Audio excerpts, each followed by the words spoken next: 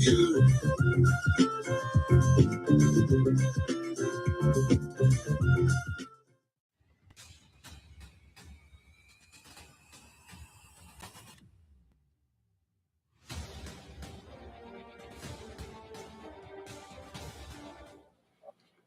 Greetings, beloved viewers and listeners. I begin in the name of Allah, the Beneficent, the Most Merciful. I bear witness that there is but one God. Welcome to Knowledge is Power on Gael TV. I am Brother David Muhammad, and over the next hour or so, we have some powerful, thought-provoking information to share with you.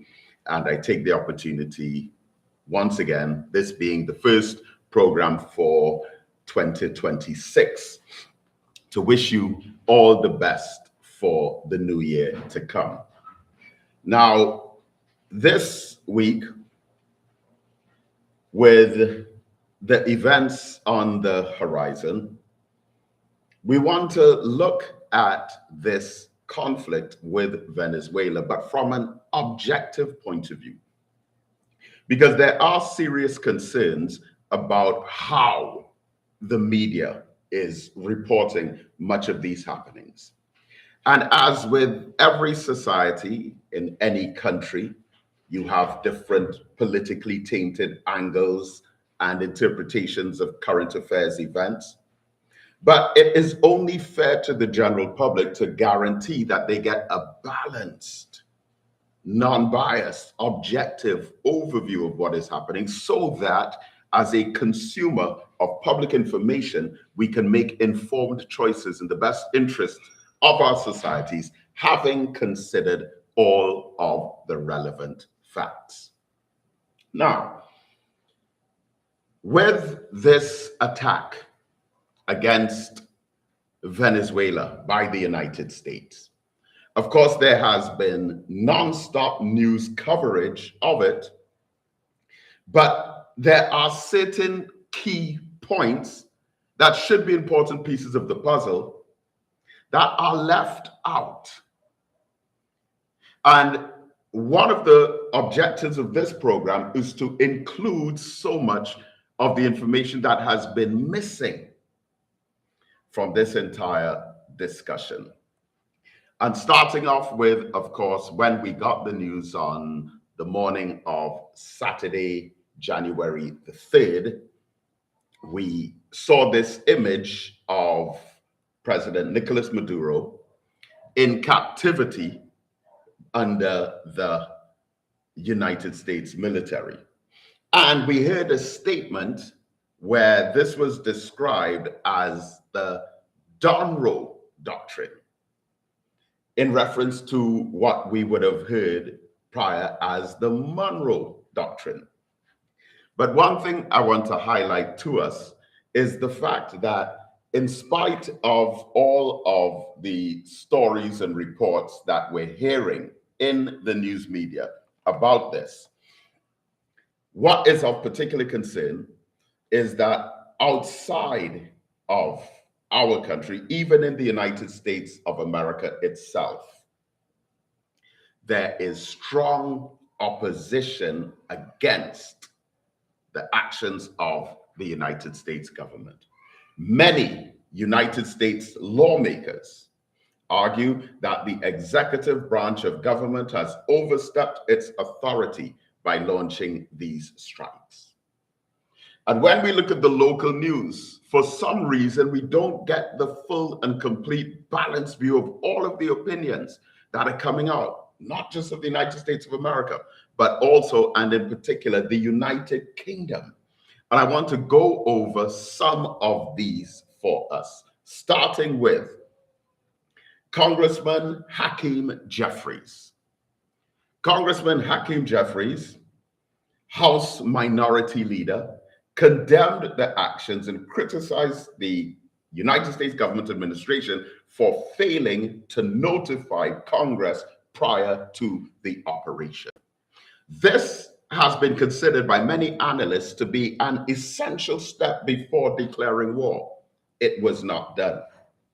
Senator Chuck Schumer also was in condemnation of the military action against Venezuela, Senator Chuck Schumer, Senate Minority Leader, described the military action as reckless, emphasizing it was launched without congressional authorization or a clear plan for the aftermath. Not having a plan is one thing, but without congressional authority is illegal.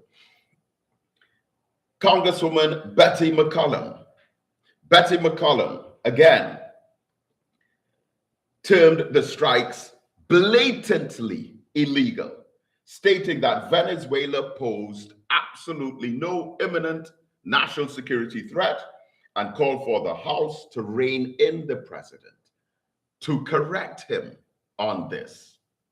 You have Congresswoman Rashida Tlaib, and the Congresswoman labeled the bombing and kidnapping as grave violations of international law and the United States Constitution, describing the United States as acting like a rogue state. These are American government lawmakers.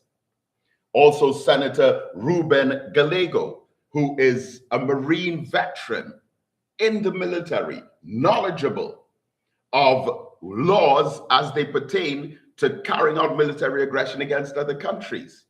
This Senator Gallego condemned the action.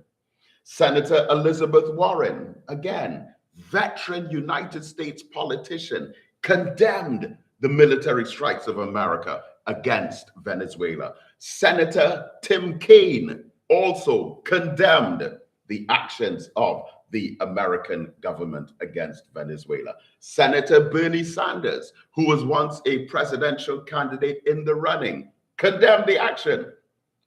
It's several of them. Now, I want you to understand that normally when it comes to warfare, you usually have joint cooperation on both sides of the political divide in the best interest of the country.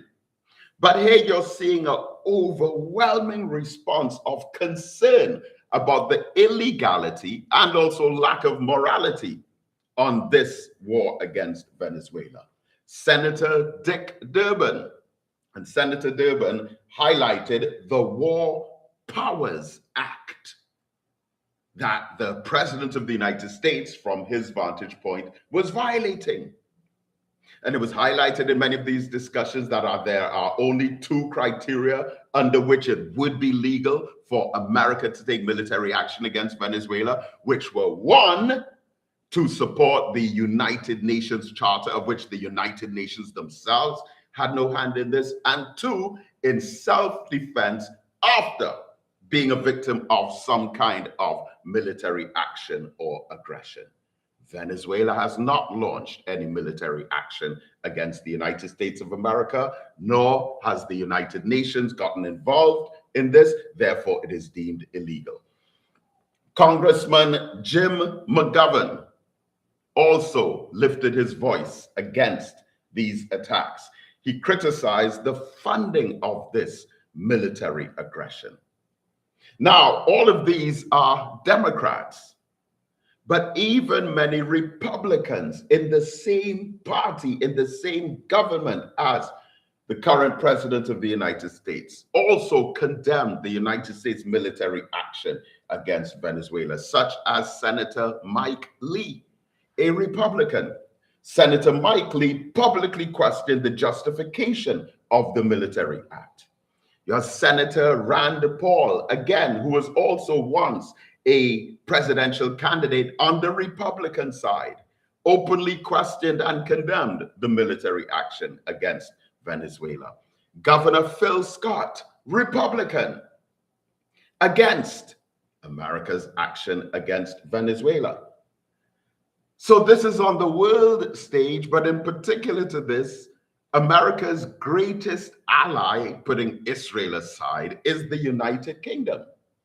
And several United Kingdom politicians have also openly condemned the United States action against Venezuela.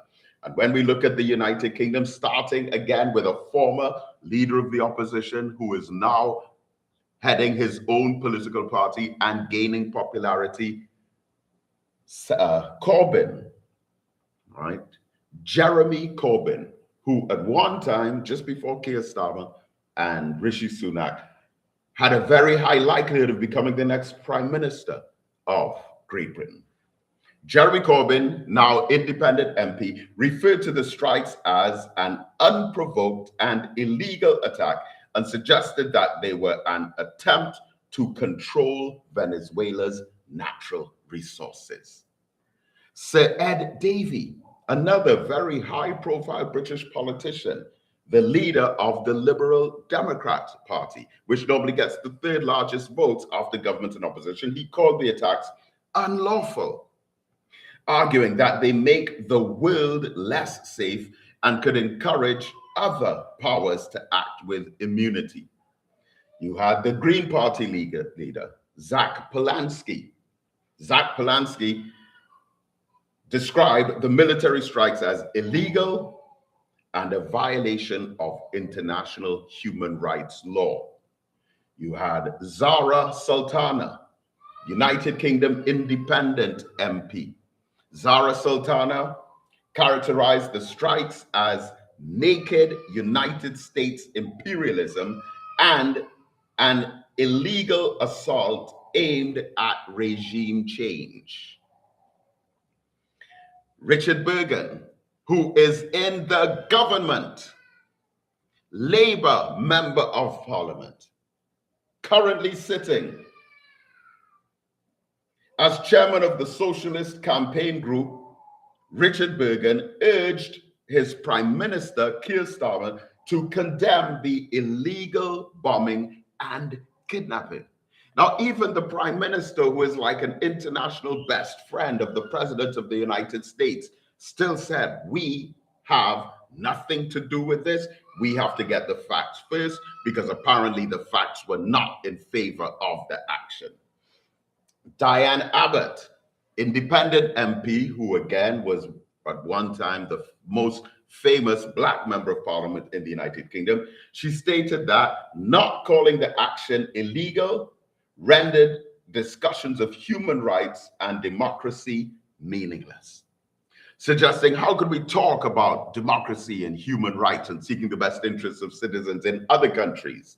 How could we stop, for example, Russia invading Ukraine, or one country invading another, one country taking military action over another just based on personal opinions and whims and fancies? John Sweeney, the Scottish National Party leader and Scottish First Minister, said while acknowledging the Maduro regime was illegitimate, he stressed the importance of nations operating within the international rules-based system.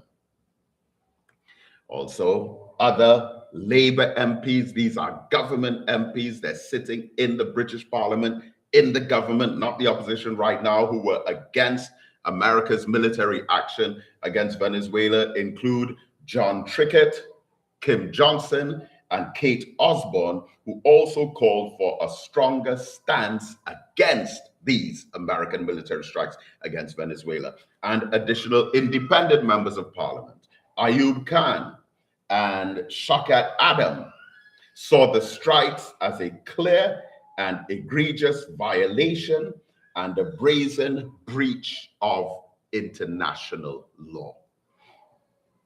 My question to you after presenting this information would be, how come you have not had the views, perspectives, ideas, and political professional opinions of all of these politicians in America, in the Senate, in the Congress, Republican, Democrat, in England, in the Parliament, the United Kingdom, Scotland, Northern Ireland, Wales, England, both government and opposition? How come none of these credible and legitimate directly involved views were involved in the news reports that you would have received, mainly locally?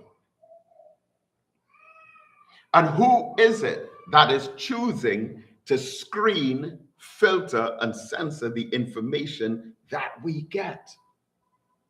And what makes it even worse is there's a humanitarian crisis in the Congo, humanitarian crisis in the Sudan. They just launched military attacks against Nigeria. You have the ongoing Palestine and Israel conflict, where the Israeli government, through its Prime Minister Benjamin Netanyahu, is continuing to commit genocide against the people from 2023 through all of 2024, all of 2025, and in 2026, still carrying on the killing in spite of all of these claims of peace deals and peace treaties. All of this information, everything that's happening around us, and now right next door in Venezuela, who is it that is responsible for picking and choosing what you hear and what you know?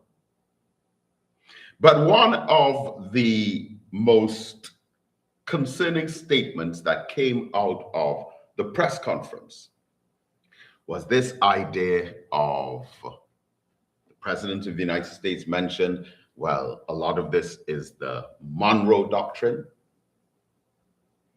but he used the term to describe what's happening as the Monroe Doctrine.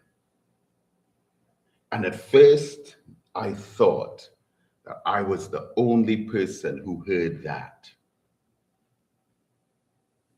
It was almost like a cold chill, because the Monroe Doctrine is an American government policy that was established in the year 1783 by the fifth president of the United States of America, James Monroe, that declared America as having a kind of sovereign authority over all other countries in the Western Hemisphere. Now, we may say the American government are free to see themselves like that, but for as long as we who are part of the Western Hemisphere, particularly included in the sections that are referred to as third world countries, the Monroe Doctrine is a political, ideological position taken by the government of the United States of America that renders all other countries in the hemisphere as not being credible or legitimate sovereign powers whose independence will not be respected, whose status as a republic will not be considered, and whose freedom and self-determination will be ignored if it in any way whatsoever comes into conflict with America's vital interests. Not America's survival, not their self-defense. You would expect any nation to defend themselves if they are militarily attacked. But you cannot ignore the sovereignty, the independence, the republican status, the self-determination and free will, the legitimacy and credibility of an entire country simply because you want some of their resources. And when I heard this term used, the Monroe Doctrine, it raised a lot of concerns. And then I noticed a lot of other people also took notice of it. But let us now examine exactly what this Monroe Doctrine is. Seems like we already have insight into what the Monroe Doctrine is. But let's look at this Monroe Doctrine, and in particular, how it emerged and evolved, because even though it was the fifth president of the United States who established it, and we are now on the 47th president of the United States, this policy has been respected by every single American president from this one, go all the way back to them.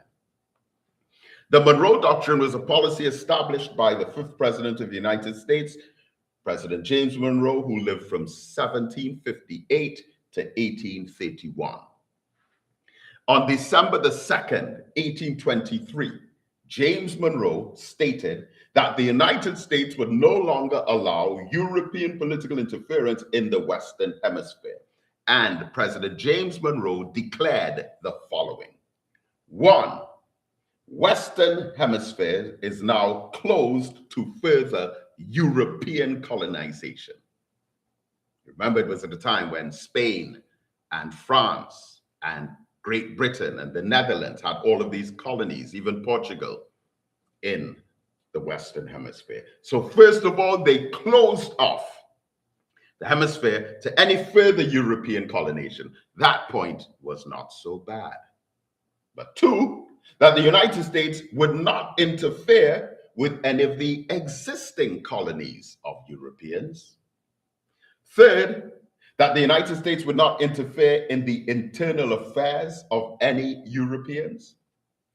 And fourth, and this is where it got crucial, any attempt by the European powers to intervene in the Western Hemisphere would be regarded as dangerous to United States peace and safety.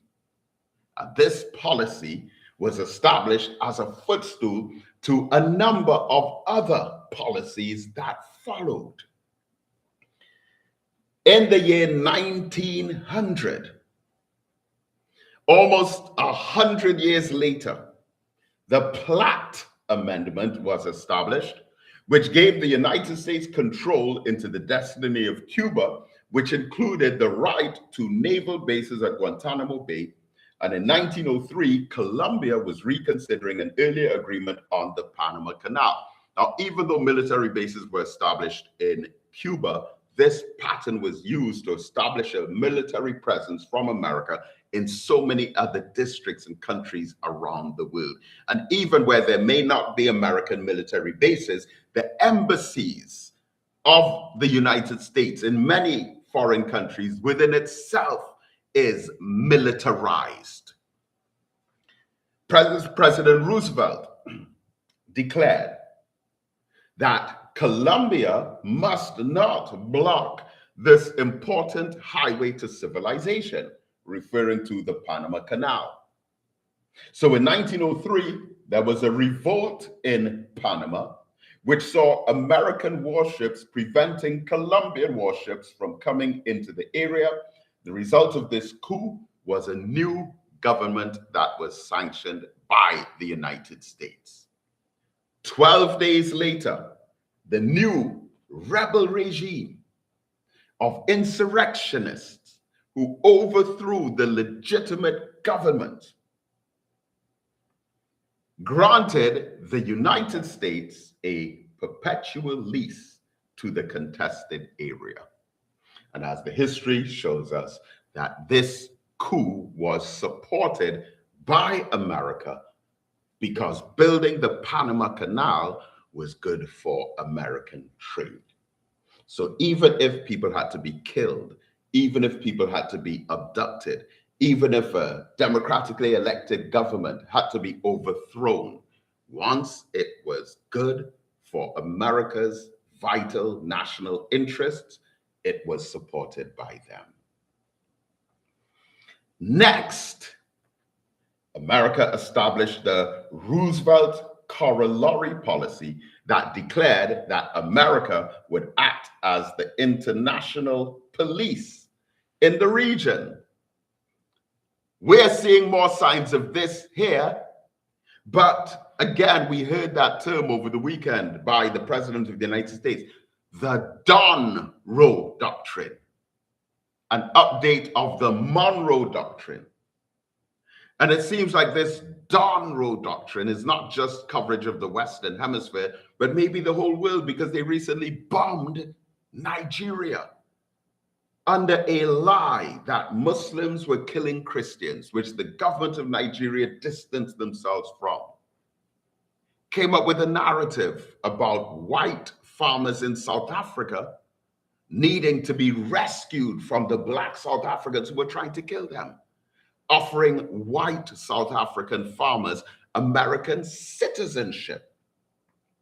Interference in the Sudan crisis, going all the way over to Israel and asking the president of Israel to pardon the prime minister, Benjamin Netanyahu, who has overseen a genocide.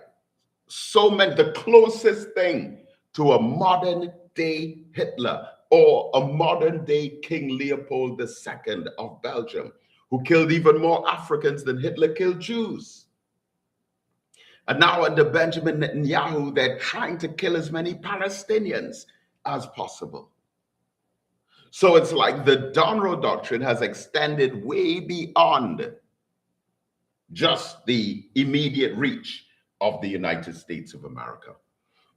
Then in 1904, the United States intervened in the Dominican Republic to make the Dominican Republic pay debts to ensure that no other European power could come into the region.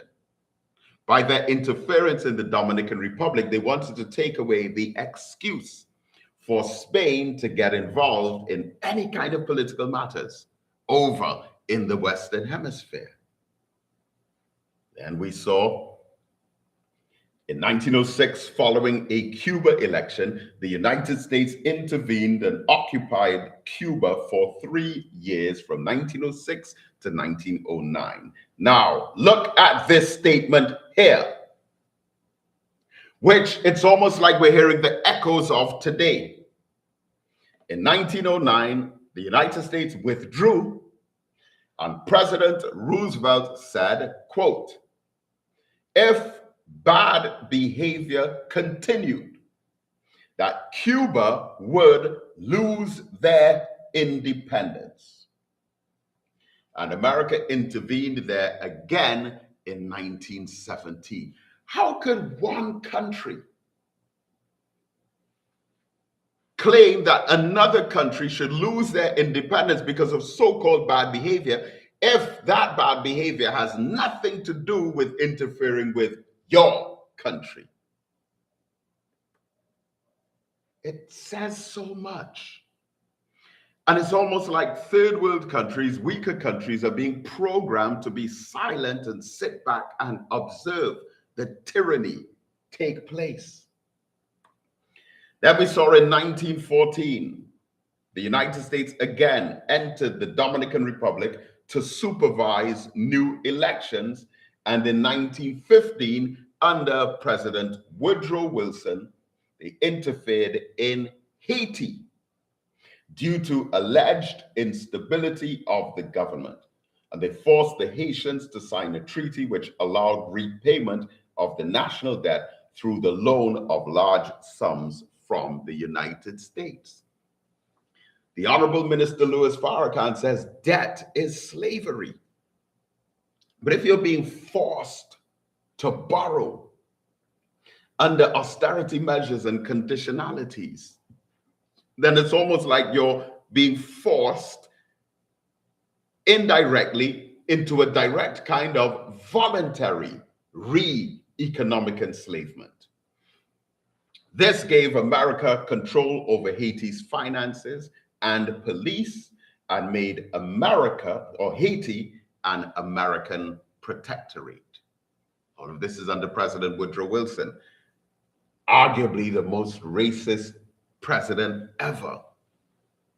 He welcomed in the Ku Klux Klan as heroes, held a screening for a film about the Ku Klux Klan rescuing America from Black people who were becoming members of Congress. And he had that screening at the White House. And then by 1928, the United States abandoned the Roosevelt corollary policy, and then in 1930 adopted the good neighbor policy, which replaced the big stick policy. So by the time World War II ended in 1945, the Caribbean was secure under the wing of America. And you had that 1949 speech by Truman, which many sociologists claim was the birth of the concept of the third world. And America taking unofficial de facto control of third world areas. Beloved, what I'm sharing with you here, a lot of this is on the Caribbean Studies syllabus that is shared in so many of our tertiary level institutions and in many or even most degrees that are done at our universities across the Caribbean. The Caribbean Studies or Caribbean Civilization courses are mandatory. So whether you're doing social sciences or engineering or management, business, economics, humanities, education, You still have to do the Caribbean Studies modules. And all of this information is there because it's so important that we have an educated general public and population about the background of these kinds of matters so that we don't make mistakes with them. And then so from World War II, we come all the way up to the 1980s, where President Ronald Reagan launched the CBI, the Caribbean Basin Initiative, which was a unilateral and temporary United States program initiated by the 1983 Caribbean Basin Economic Recovery Act.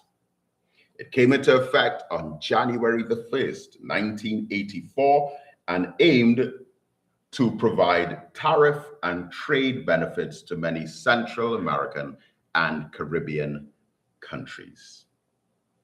And it was felt that this move would be a softer touch from America to Latin America and the Caribbean because of the rise of so many counter-revolutionary ideologies in the region. Remember, we had Michael Manley out there in Jamaica, who they saw as pushing a kind of socialism. They were already afraid of Dr. Eric Williams. And with Forbes Burnham in Guyana and Errol Barrow in Barbados, and all of these Latin American countries with people like Fidel Castro, who had a strong influence over Maurice Bishop and what was happening in Grenada, that there was concern that America was being seen too much as this kind of demonic overlord. And then they introduced the Caribbean Basin Initiative. So the Caribbean Basin Initiative arose in the context of a United States desire to respond with aid and trade, responding to leftist movements that were active in some countries of the region, such as the guerrillas in El Salvador and the Sandinista government in Nicaragua, both of whom America invested huge amounts of money to quell because of the anti-American or anti-American trade position that they would have taken. And so here we are today in 2026 on the backdrop of all of this. The Monroe Doctrine, the Platt Amendment, the Roosevelt Corollary Policy, the Big Stick Policy, the Good Neighbor Policy, the Caribbean Basin Initiative, and now the Monroe Doctrine. But I want to suggest to us to stay up to date with exactly what's taking place. Make sure and read the Final Call newspaper.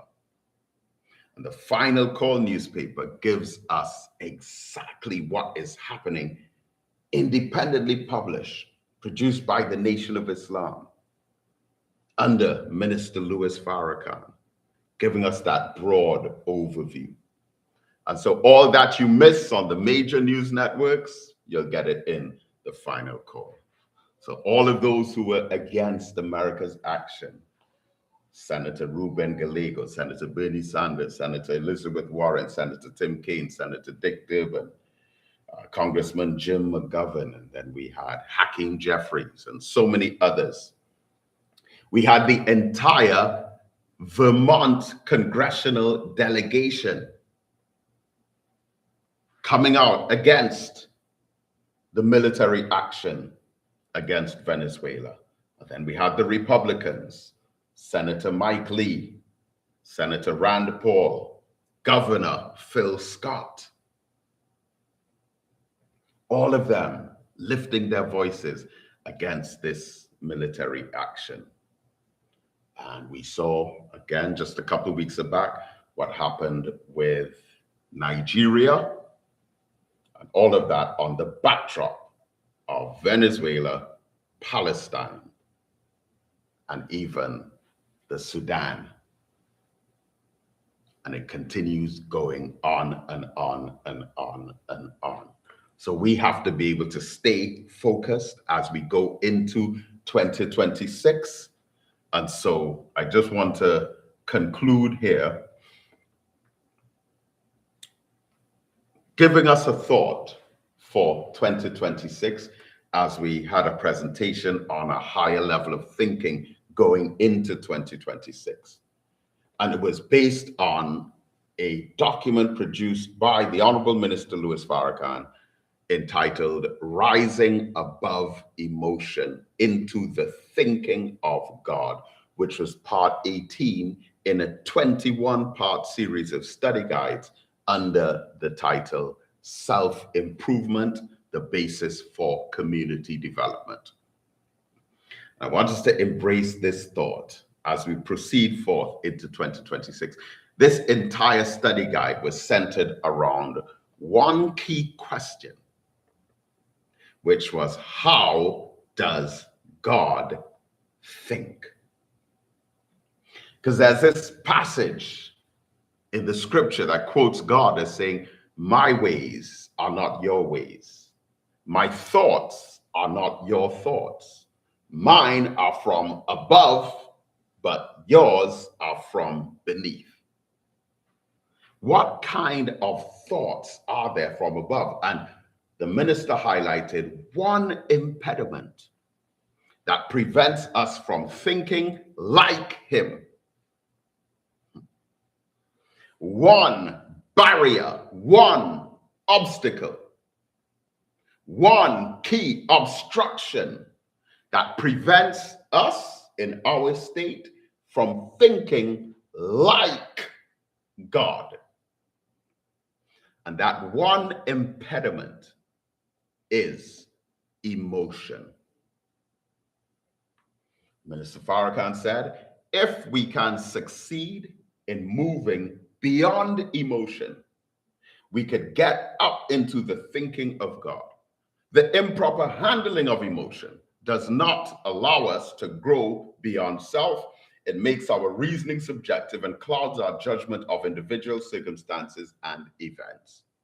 Emotion presents a cloud. All of us have emotions, but we should not allow ourselves to be governed by emotions. Emotion makes us judge individual circumstances and events by how we are affected personally. Thus, we never see the bigger picture. We have a nature, and the Quran teaches that both men and women are different emotionally, and that those emotional differences should be used to complement each other to create balance in our relationships. Emotion makes us judge selfishly. Can we think and act more like God? Well, we have to take a critical analysis of emotion, which is an intense feeling. But if we are to survive our test, we must see beyond the view of the onlooker who sees with limited knowledge, understanding, and a lack of faith. The minister says God has emotions. According to the scriptures, he loves, hates, grieves, and sorrows, and is referred to as jealous. However, God rises above emotions in all of the decisions that he makes. And when you think about life in general and the things that happen in our lives, we wonder sometimes, how could this happen to me? How could I be going through this? And you look at other people who it appears to you from your limited vantage point that they are not victims of the same kinds of circumstances. And you say, well, how come they are getting away, but I am not? Well, that is thinking with emotion. Think of the pressure, pain, and persecution that the chosen prophets and messengers of God have endured, and then think of whether you deserve to be exempt. In the Quran, there's this story of Moses going in search for wisdom, following a wise man. And Moses begs this wise man to be his student. But the wise man tells Moses, it's fine with me, but you won't be able to handle the truth of what will be revealed to you. Moses, please, no, come on. I'll be patient. And the wise man warns Moses, if you challenge me, if you interrupt me, if you confront me on any of what I do, we will have to part ways. Moses says, yes, fine, of course. And then they go on their journey. The wise man, when they come across a river and there's a boat there, the wise man punctures a hole in the boat sinks. So Moses said, how could you do this? That's poor people's boats. You can't just puncture a hole in it and destroy it. And then the wise man tells Moses, I warned you. I told you that if you interrupt me, we'll have to part ways. Moses says, okay, I'm sorry. I didn't mean to. Let's go again. They continued on the journey. This is in chapter 18 in the Holy Quran. And they come across a child, a little boy. The wise man kills the boy. Now Moses is in shock. This is a grievous thing that you've done. How could you kill a child? Moses is confused. Then the wise man says, look, we had this conversation already. I told you in advance that if you want to walk with me to learn this wisdom of life, you won't be able to handle it. Moses, confused again, he said, okay, I'm sorry. I'll continue and I won't challenge you again. Wise man says, okay, well, let's go. They continue on their journey. The journey is long. The journey is tiresome. They have no food. They have no water. They finally get to a city. And the wall is falling down, leaning. And then the wise man, with Moses helping him, they repair the wall and fix it. And then the wise man refuses to take any payment. So they continue on the journey. Now Moses is totally confused now. He says, wait, okay, you destroyed the boat. That was one thing. You killed a child. That was another thing. But here we are. We're about to starve to death. And you made us do all of this work and we're still not going to get any food or water for it. What's going on? Then the wise man said to Moses, all right, this is where we part ways. I'm done. But just to let you know, that boat that we destroyed, there was a king passing around seizing poor people's properties. I sunk the boat so that the king and his soldiers passed, didn't see it there. They left, and then the poor people could retrieve the boat and repair it.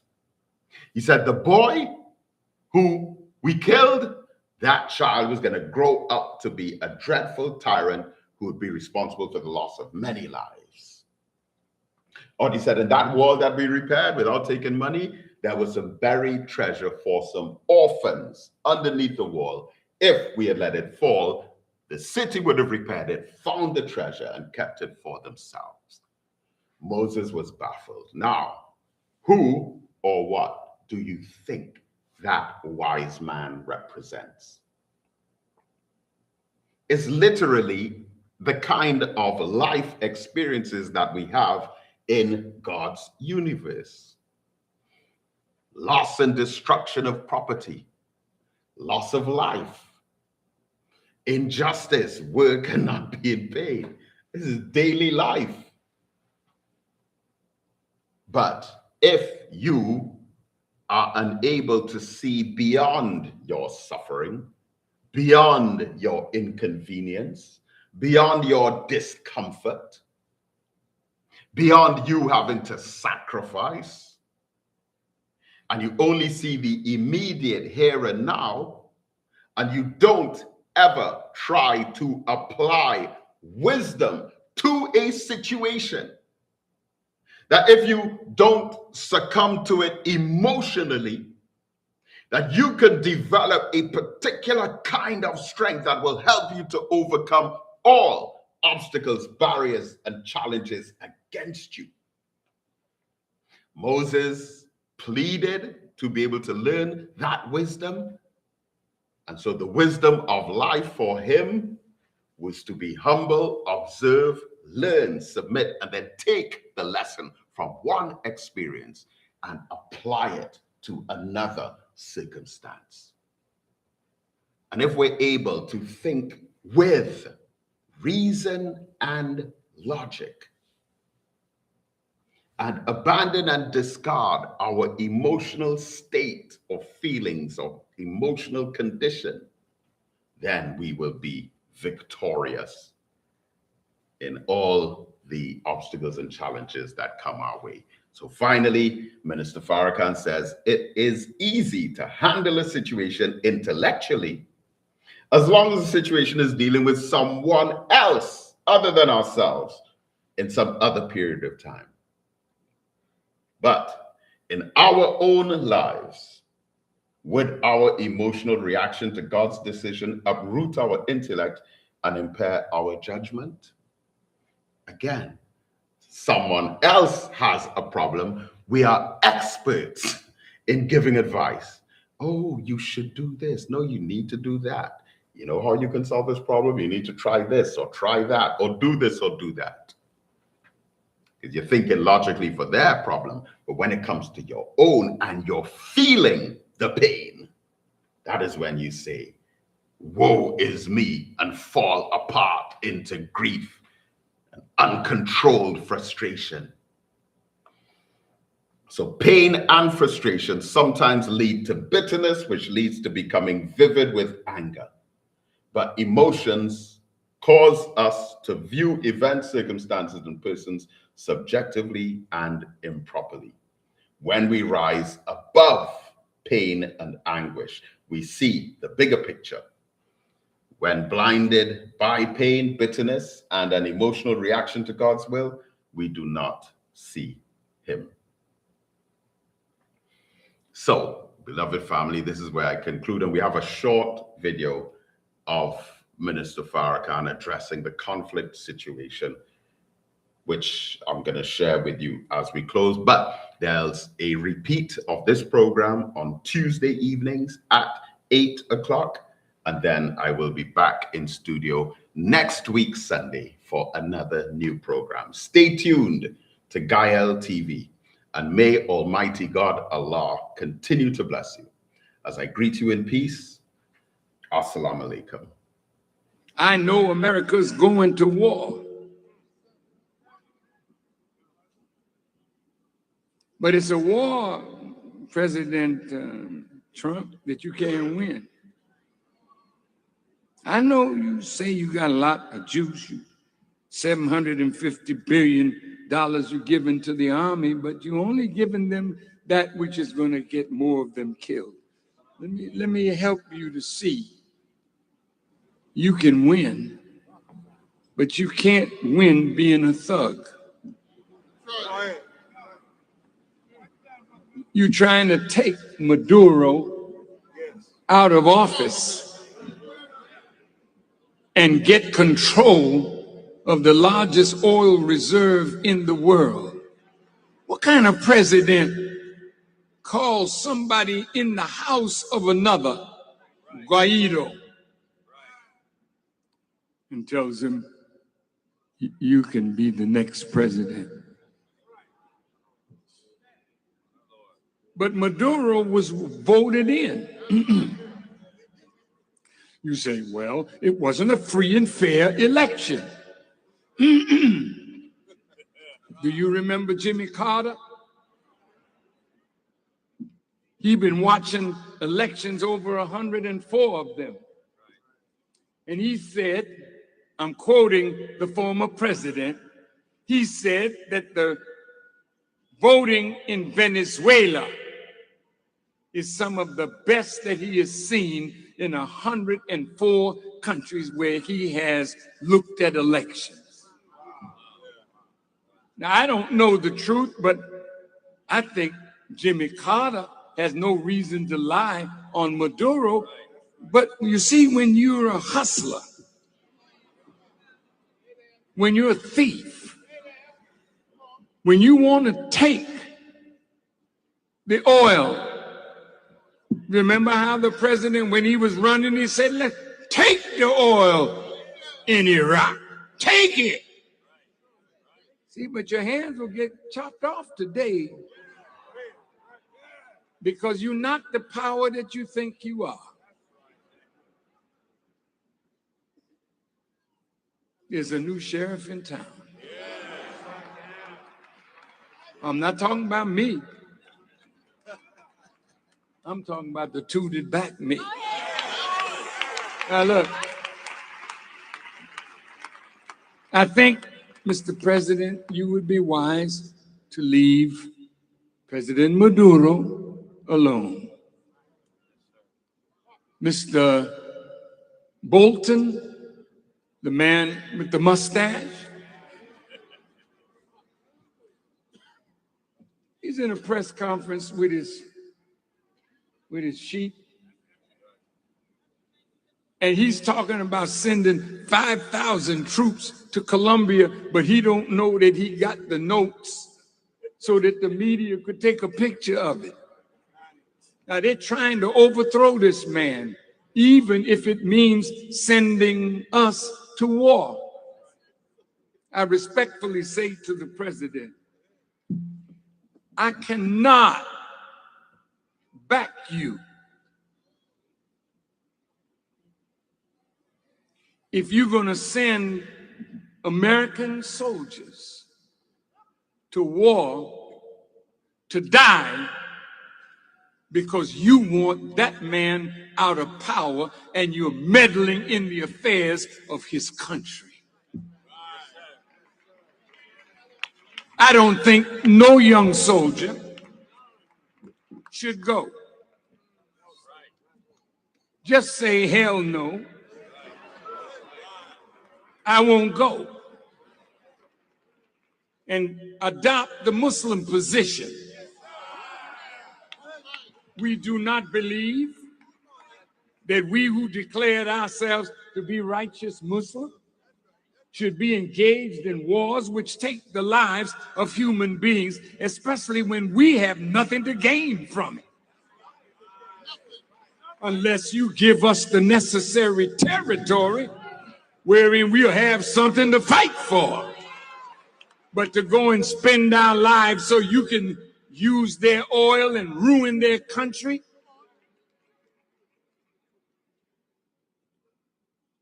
You got over the banking system. You are telling the banks the man got gold in England. He's asking for them to send some of his gold back so that he can turn that gold to feed his people. President sent word, you don't give him nothing.